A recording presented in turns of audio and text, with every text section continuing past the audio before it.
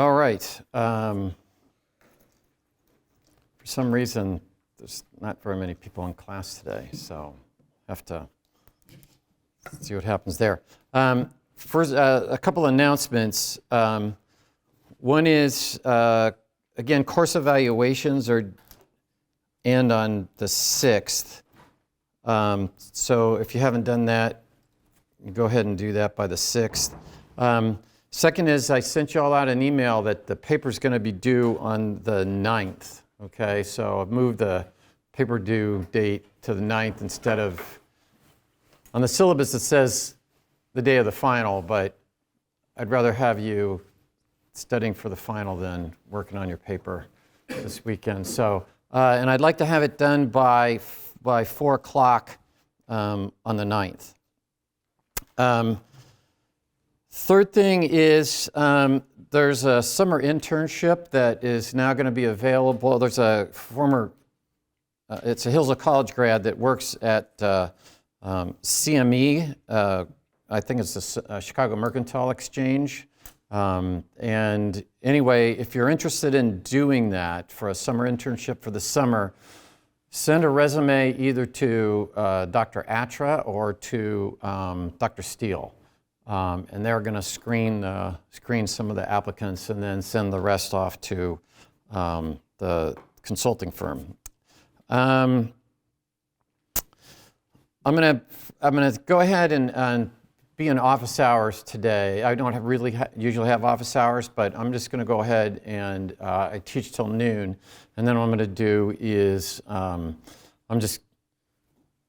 may run down, evidently, Professor Sweeney's got Saucy Dog and a lecture at noon, so I may just pop out somewhere there. But basically, I'll be in there from noon till I have an appointment I have to be at 3, so I'll probably be there till about 2:40, around 2:40, 2:45. Yeah. Do you want the paper turned in hard copy to your office? You can either send them hard copy, or put it in my office at hard copy, or you can send me an email. Okay. I don't know if you have diagrams or something, you have to know how to put diagrams in a paper that you send. Okay, so some people know how to do that. So yeah, you can either, if I'm not in, just stick it under my door, or you can send me an email. Also, I'm going to provide free blue books for the exam. Just sort of, I don't know why. Just felt like doing that. So you don't have to bring your own blue book for the exam.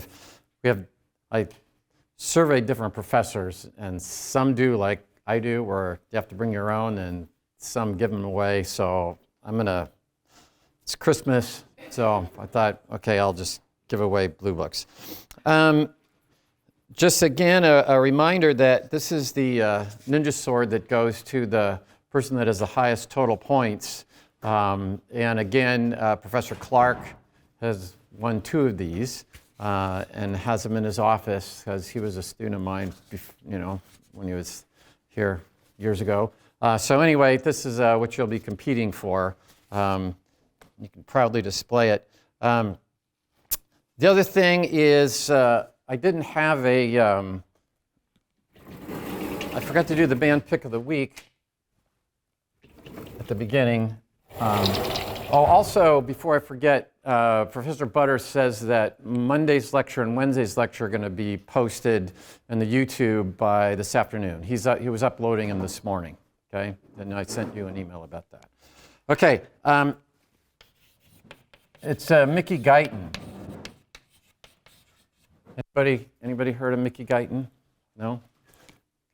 Actually, a country and rhythm and blues singer. She's has a very, very solid voice. You might want to just try. She won a couple Grammys, so you might want to go ahead and take a listen to her. And then finally, the classic album of the week is Country Joe and the Fish. This is a 1967 album. As you can see, it's called Electric Music for the Mind and Body. They were at Berkeley when that's where the band was, and where I went to graduate school about was in graduate school from 72 to 76, so they would play in Berkeley and San Francisco. So anyway, there's a song on here, Grace, which is a tribute to Grace Slick of Jefferson Airplane. So anyway, you might just take a listen to Country Joe and the Fish. It's a really classic, what they called psychedelic rock that was popular in the late 60s. All right. Last time we were talking about, what sort of just commentary. I mentioned that Professor Clark's Constitutional Political Economy is a good class to take and goes over this in much more detail. We just are making some general comments. But one is a comment about, should you allow people to exit? So we might call that exit versus voice. You sort of think about it, could I complain about what's going on, or could I try to amend the Constitution if I'm not happy with what's going on, or should you just be able to exit, right? So should you allow for secession?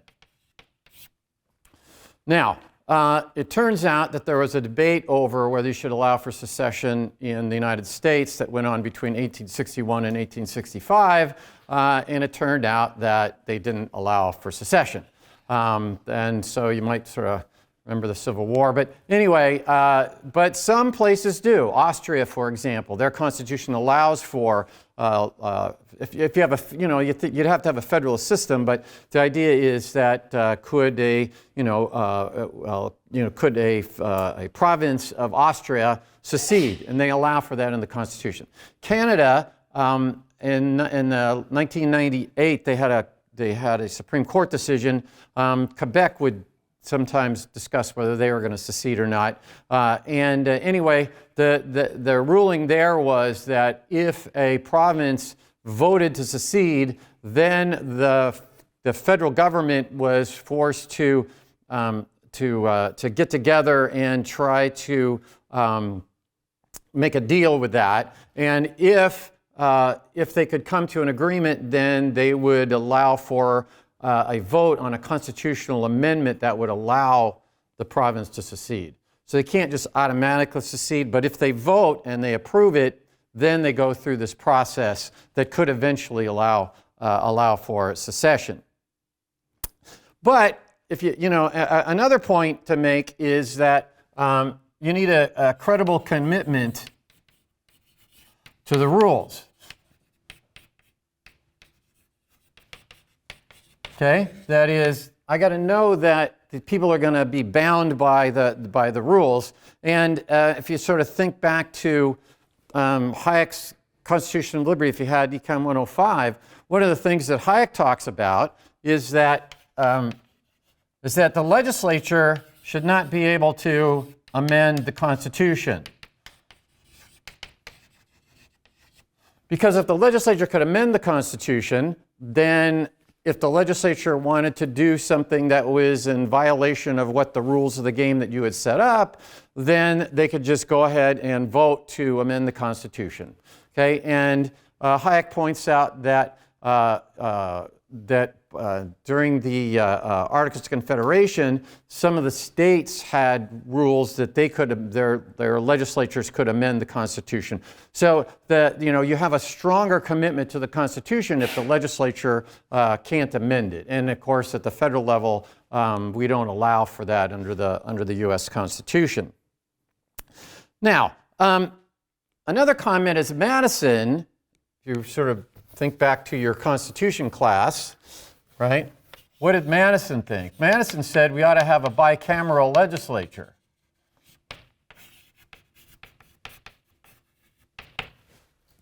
He thought that each had to be elected differently in order to constrain the majority. Remember, what we're talking about is a limitation on the temporary majority, right? Hayek says that what's the Constitution supposed to do?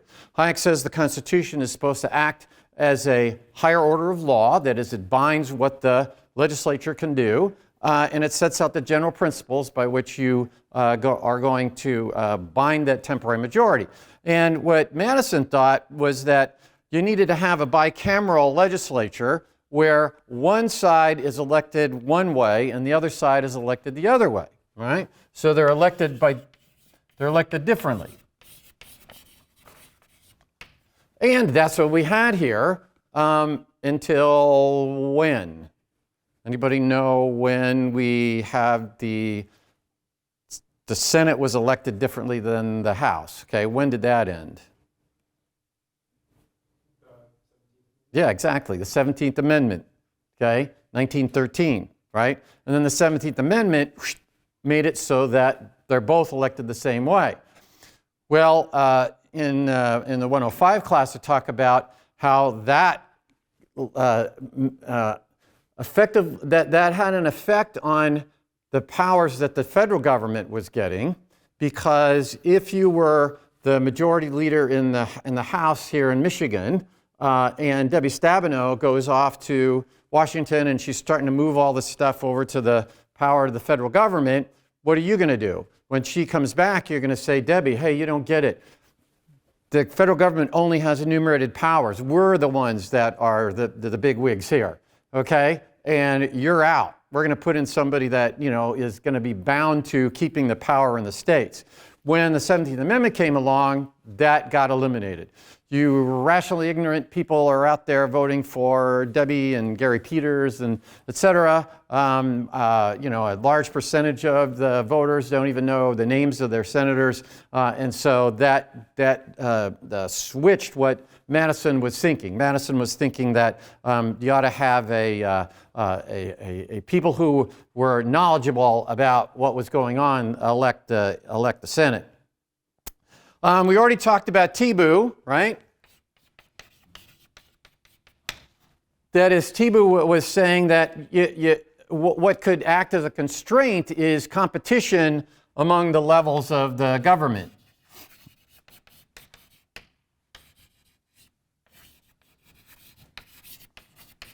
So we noted that if Illinois is going off and doing things that are not efficient to its for its citizens, what can they do? They can move somewhere else, right? I don't know if you've been following, but Texas is now there was actually something just in the Wall Street Journal yesterday about how Austin is like growing like crazy, and what's happening is there's movement out of California where the tax rates are really high. Companies and people who can now live in a different spot than where they work have moved off to California. Now, interesting enough, Buchanan suggested that you could have a new political unit within an existing one. That is, could you guys form a new state? What you might call internal exit,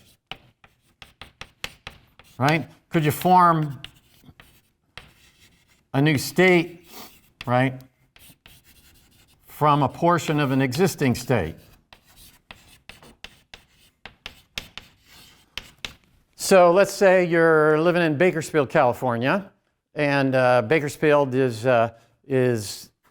much more politically towards the center or to the right than is Los Angeles or something else, so for the state in general. So what you could do is you could say, okay, you could put this in your constitution that you could, an area could vote to exit the state of California and form its own state, right? We don't do that, but conceivably you could do that in your constitution, allowing for the creation of new states within the existing system, which would what? I'd put a constraint on what's going on in the state of California, right? So that might just be an interesting thing to do. But again, any of these exit strategies, where if you allow somebody to secede or you allow people to exit by moving somewhere else, the question is, what about this? Any sort of exit? How does that affect the commitment? right? How does that affect the credible commitment? And one of the things that Hayek talks about in the Constitution of Liberty is some of the problems with what? The Articles of Confederation. Right? We didn't start out with the Constitution, did we? Right? We started out with the Articles of Confederation. And what was that? That was an association of individual states, okay? And there wasn't any federal government, right? And so what was an issue was, suppose that that Massachusetts is attacked by Great Britain, is New York going to start sending troops to help out with Massachusetts? And of course, this isn't something that is just that people are just, oh, well, this could possibly happen. What happens? 1812, right? We got a war with Great Britain, right? But what's happened by 1812? We get rid of the Articles of Confederation and we form a federal government with a constitution. And so now you have an army that is the United States, but you didn't have that prior to the Constitution. So again, how strong is that commitment going to be if you don't have the different states connected sufficiently well to each other? Will you have a commitment to this Constitution that you put together? Now, again, what about federalism, right? Which is what we have, okay? So what does that say? It says, okay, you don't just have one government, right? We don't just have, oh, here's the United States of America and that's it. You have what? You have the United States of America and then you have the individual states. And what do? We split it up, right? The 10th Amendment, what does it say? It says that the federal government only has enumerated powers, okay? So if you want to see if the federal government can require you to buy health insurance, then you should be able to look up and see that the federal government has that power, okay? Now, why was that held constitutional? John Robertson said, well, so if you think about it, it's really a tax, not Yes, it was if you don't buy health insurance, what happens? If you filled out your income tax, you'll notice that if you have health insurance, you're going to get a little thing that says, hey, if this certifies that you're getting health insurance, and then you don't have to pay the tax. And so because the federal government has the power to tax, it was declared constitutional. But the point here is that Hayek says is that coercion, right? And Hayek's saying that we want to, information is decentralized, okay? Only you know how many hot dogs you're going to want next week, and only you know whether you're better off being an accountant or a welder, and how can the central government know that, right? So information is decentralized. The best way to make use of the fact that information is decentralized is to allow people to act according to their own plan, okay? And so what does that do? Hayek says that the role of government is to limit this total amount of coercion, okay? Where coercion is having to act according to someone else's plan. So if that's the case, how do we minimize coercion? So if we go back to Hayek, and he's saying what the government ought to do is minimize coercion. He argues that a lot of coercion requires that there's a coordination of power, okay? And so you limit, it says you limit this coordination of power by having a federal system. That is, the states have some powers and the federal government has some powers, and that is going to act to put a constraint. So your Constitution, by having a federalist system, is going to put a constraint on the ability of the government to coerce you. Now, a last point here is that obviously the rules can affect the outcome, right? How you structure your Constitution can affect what the legislature can do, what the legislation looks like, what people can do. Can they move from one point to another? Can states secede? All sorts of things, right, that we've been talking about. And again, there's a much larger explanation in Professor Clark's class. But, you know, it's obvious then that the rules can affect outcomes, right? So if you want to figure out, okay, what are the rules of the game? Why did we set those rules up? It's because we want to have this certain outcome, okay? And the rules can affect the outcome, but also people's preferences can affect the rules.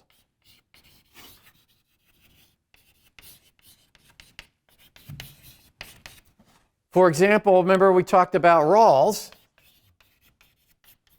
right? Rawls is saying, hey, maybe we ought to set the structure up so that you guys are making a decision about what the Constitution will look like behind a veil of ignorance. You don't know where you're going to end up, okay? If you guys are highly risk averse, okay, and you don't know where you're going to show up, what are you going to do? You're going to do what Rawls had suggested, right? You're going to set the system up so that however the system works, it benefits the people that are at the bottom. If you're not risk averse, if you think, wow, I got a really good shot at being, graduating from Hillsdale College and going off to Berkeley and getting your PhD and coming back and teaching at Hillsdale and making $300,000 a year as a professor, which is not quite what I make. Then you'd say, okay, hey, let's make the rules a different way. Okay, so again, just making that point that you can look at how the rules are going to affect the outcomes, but people's preferences can also affect what the rules are. All right, so I thought we'll close with a little discussion of the something called how many have heard of the national popular vote? Okay, yeah. So the national popular vote is it's just sort of an interesting interesting thing to look at in terms of public choice theory. So if we look at the national popular vote, and what the deal with the national popular vote is that you're going to have whoever wins the popular vote is going to win the presidential election, okay? And that's not the way it works now, right? So let me just read you from Madison's Federalist 68. He says, and what he's thinking is that not the rationally ignorant are going to be deciding who's the president, but people who are well-informed are going to decide who's going to be president. So, if you've read, if you guys in your Constitution class probably read Federalist Papers, this is from 68. He says, it was equally desirable that the immediate election should be made by men most capable of analyzing the equalities adapted to the station and acting under circumstances favorable to deliberation and to a judicious combination of all the reasons and inducements which were proper to govern their choice. A small number of persons selected by their fellow citizens from the general mass will be most likely to possess the information and discernment requisite to such complicated investigations. So what's he really saying? He's saying, hey, you got a bunch of rational ignorant folks out there. There's going to be some people that are not rational ignorant. They know a lot about it, okay? They're going to know who the person is that's running for president, okay? They know, what their philosophy is. They know how they might vote on certain issues. They're the ones that ought to elect it, okay? But of course, that's not the way we do it today. We have the rational ignorant going out and voting on it. So Madison probably wouldn't be too happy with the fact that that everybody gets to vote for the presidency.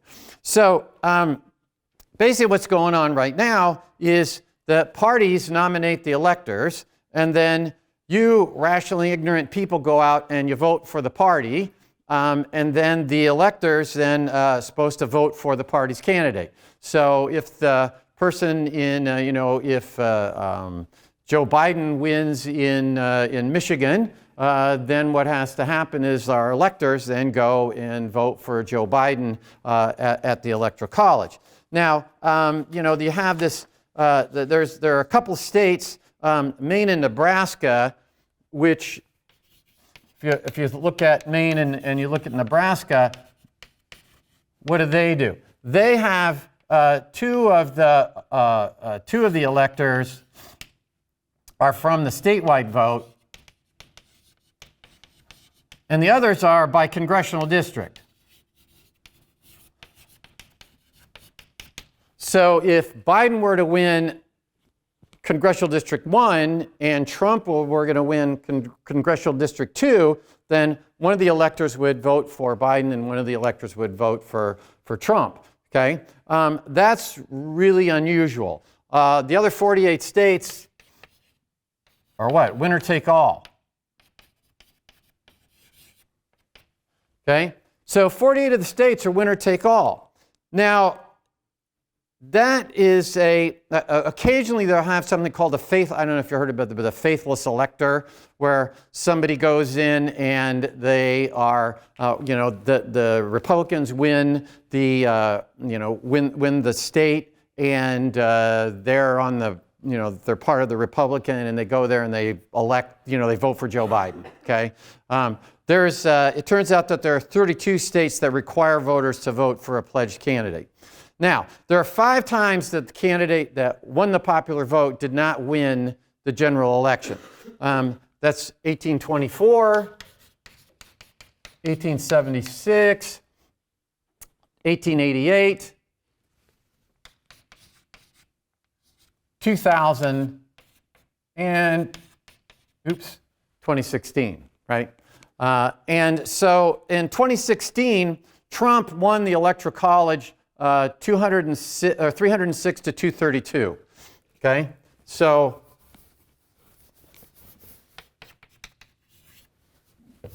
(326 to what did I say) to 306 to 232. So Trump wins the Electoral College by a significant majority, but he didn't win the popular vote, right? But if you take out California, he wins 51.3% of the popular vote if you take out California.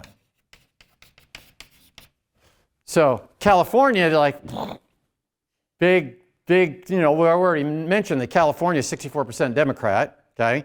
And so, people say, oh yeah, Trump didn't win the popular vote, but if you take out California, he did win the popular vote. And so you can sort of think about this. We already talked about the fact that there's basically a bipolar situation where we talked about there were only about 12 states where that you have a close race, right? That is, the rest of the races are not very close. Okay. So again, what would happen? You campaign differently, right?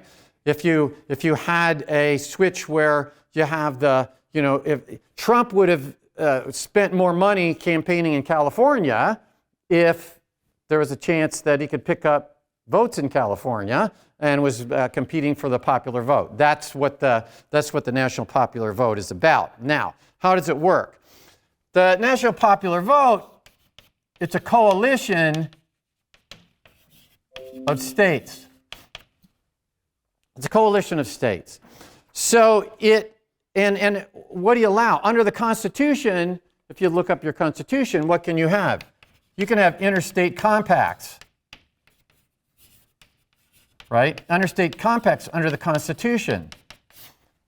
So what this really is it doesn't get rid of the Electoral College. Some people are saying that and whether we'll talk in a moment about whether this national popular vote makes sense or not, but you can't say the national popular vote, we don't want it because it gets rid of the Electoral College. Okay, it doesn't get rid of the Electoral College. Okay, the national popular vote creates an interstate compact, and how does it work? It becomes effective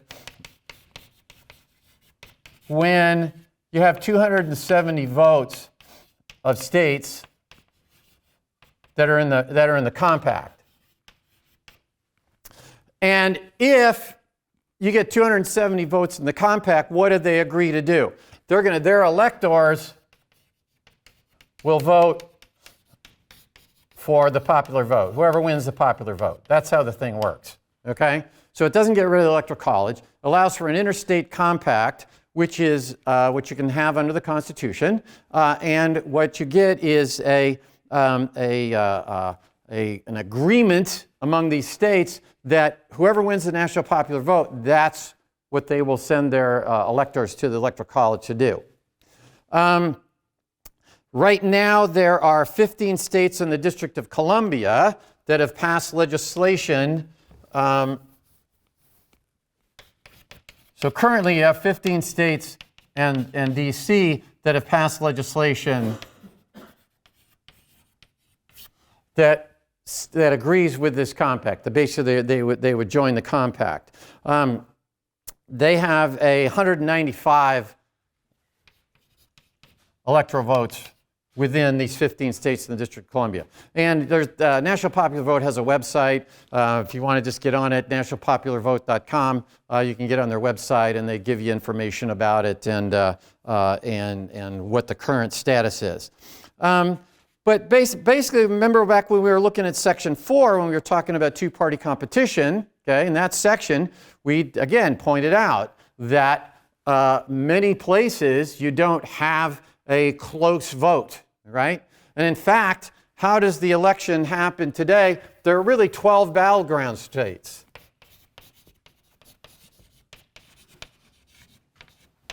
That's where the election happens, in a sense that if you're campaigning for president, right, there are 12 battleground states that you're going to spend your money and spend your time going to during the election.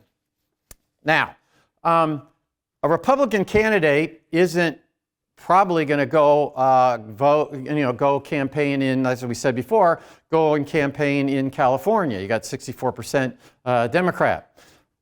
But a Democratic candidate is probably not going to go campaign in Texas, okay, because it's not a battleground state either. So what is the idea here? The issue is not so much that whether it's somebody that wins the popular vote won't win the presidency through the Electoral College.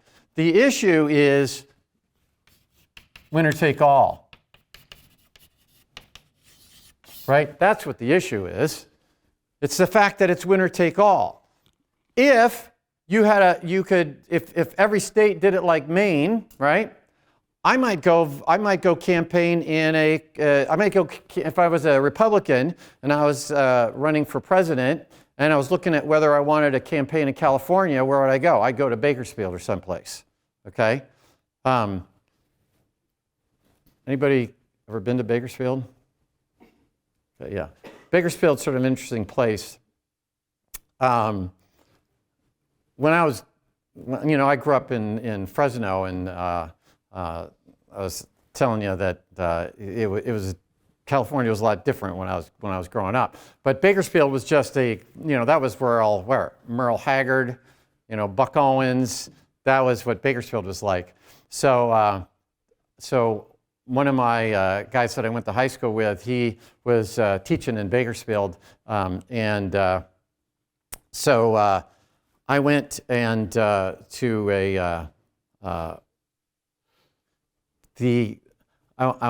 we went to a bar in Bakersfield, and this is sort of you'll get the point. I'm not going to say it because it's sort of.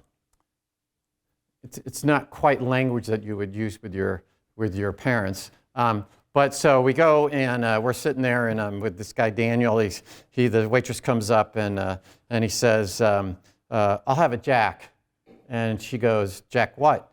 And he goes, "I'll have a Jack Daniels. What other kind of Jack is there?" And she goes, "Oh, Jack blank." So pretty hardcore.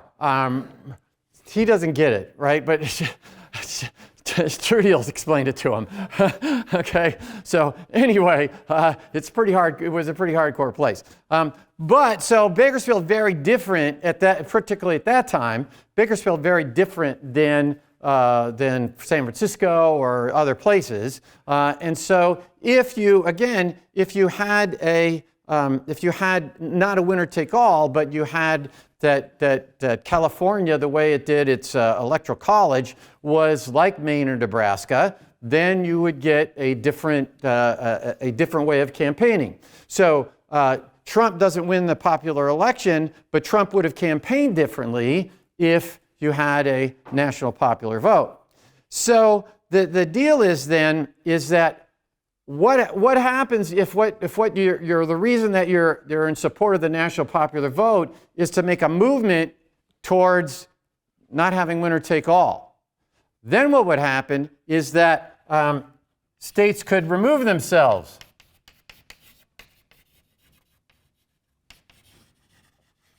States, they could remove themselves from the compact. Right?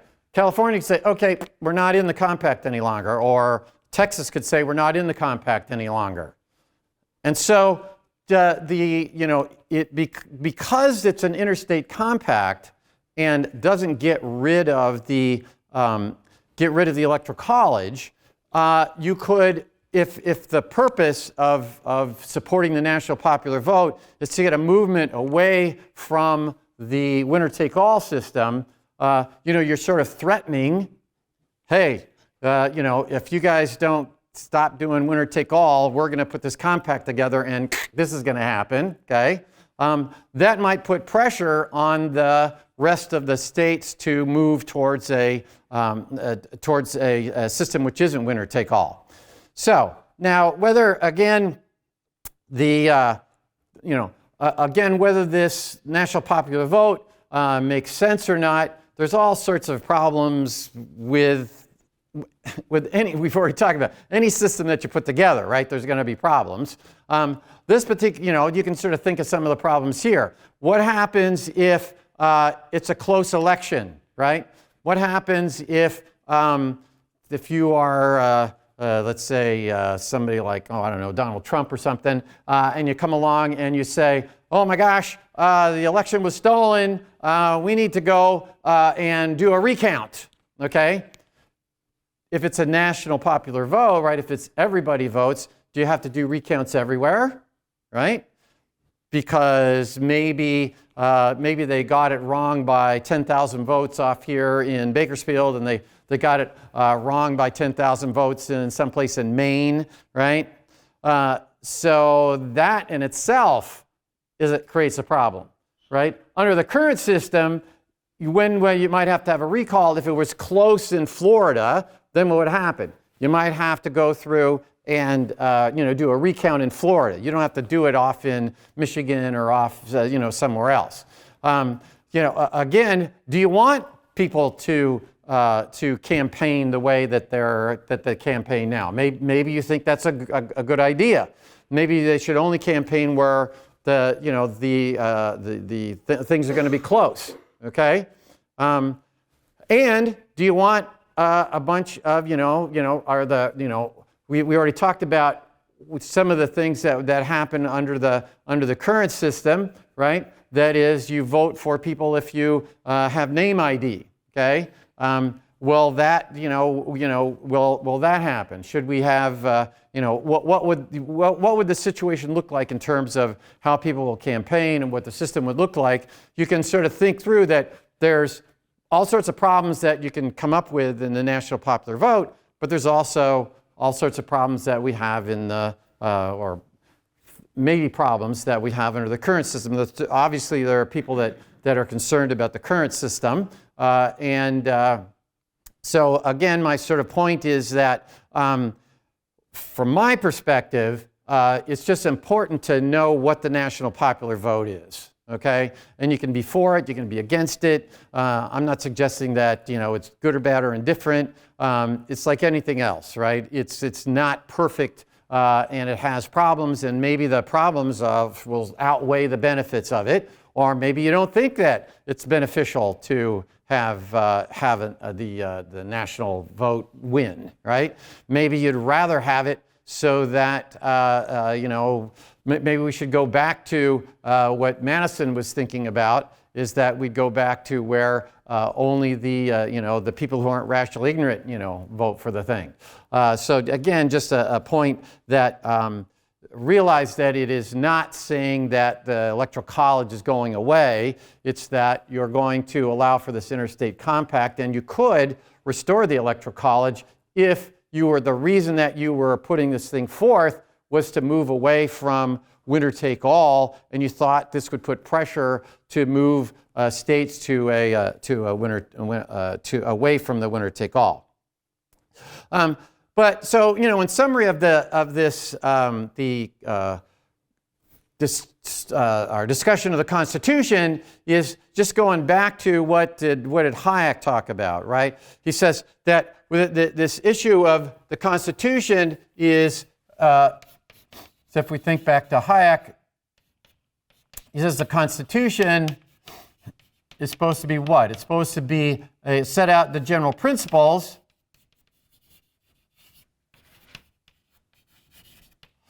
There's these general principles by which we're going to govern ourselves, right? So what does that mean? It means you have to figure out how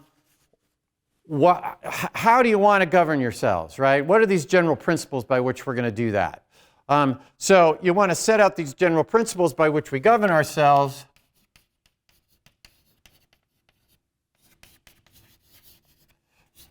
And it serves as what we've talked about as a higher order of law. Right? That is it's a higher order of law in that the ordinary law has to comply with it. And let me see if I have this quote. Yes. This is a quote from Herbert Spencer, and he had a really nice 1848. He has a really good book that I used to have my 105 class read rather than Bastiat's The Law. The problem is it's a really long book, and so they probably weren't reading the whole thing anyway. It's a really good book, and he said this is a quote from that. He says, "A definition of the duty of the state there must be. It needs no argument to prove there is a boundary beyond which no legislative control should pass. That between the two extremes of possible power, the everything and the nothing with which a government might be entrusted, there must be some point which both principle and policy indicates as its proper limitation. This point, this boundary, it behooves every man to fix for himself. Before he ventures to entertain another opinion upon what a government should do, he must first settle for himself the question, what is a government for?" Okay? So, again, what is he saying? Start out with, why do we have government, right? What did we start out with in here? Okay, we said, you have the first fundamental theorem of welfare economics says perfectly competitive markets is going to result in a Pareto optimal outcome. What the heck do we need government for? Okay, protect life, liberty, and property, that's it. But then we said, what about externalities, right? And again, on the exam, you notice that you're going to have a question on externalities, right? Because we didn't do that on the first midterm. What about public goods, right?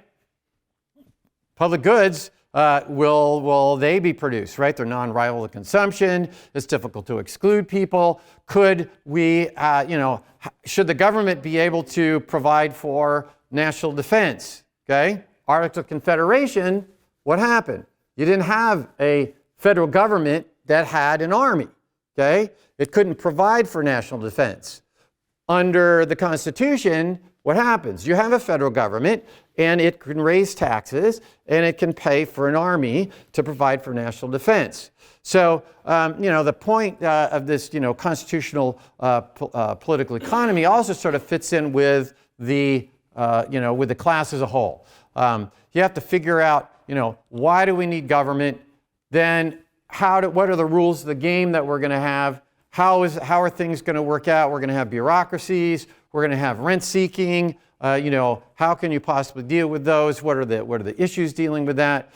So that's sort of the thrust of the class here is to give you an idea of what, why you need government, and then once you have government, what are the rules of the game and what are people's responses going to be. You're going to have rationally ignorant people voting. You're going to have people moving, the median voter, right? Candidates are going to move towards the median. So the difference between any two candidates might be, we put Tweedledum and R, or Tweedledee and Tweedle-R, right? And so that's just basically a summary of where we ought to go. All right, so review session is going to be, again, I moved the paper, okay? You can, again, print it off, put it under, if I'm not in the office, just put it under the desk, or you can send it to me by email. The review session is 6 to 7:30. I'm going to try to Zoom it, and I will send out a link to everybody for the Zoom recording of it if you can't be here. Again, make sure that you've looked at what the questions are, and make sure that if you have any question about, anything, make sure you bring it to the review session. Again, I'll be in the office today from noon till about 2:40 or so, except if I slip out just to go get some saucy dog. We'll see if I do that. And then the exam is at 8 o'clock in the morning on Monday. All right? Any questions on that? All right. Then I will see you on Saturday. I will certainly see you on Monday morning. And Christmas, you don't have to bring your own blue book. All right.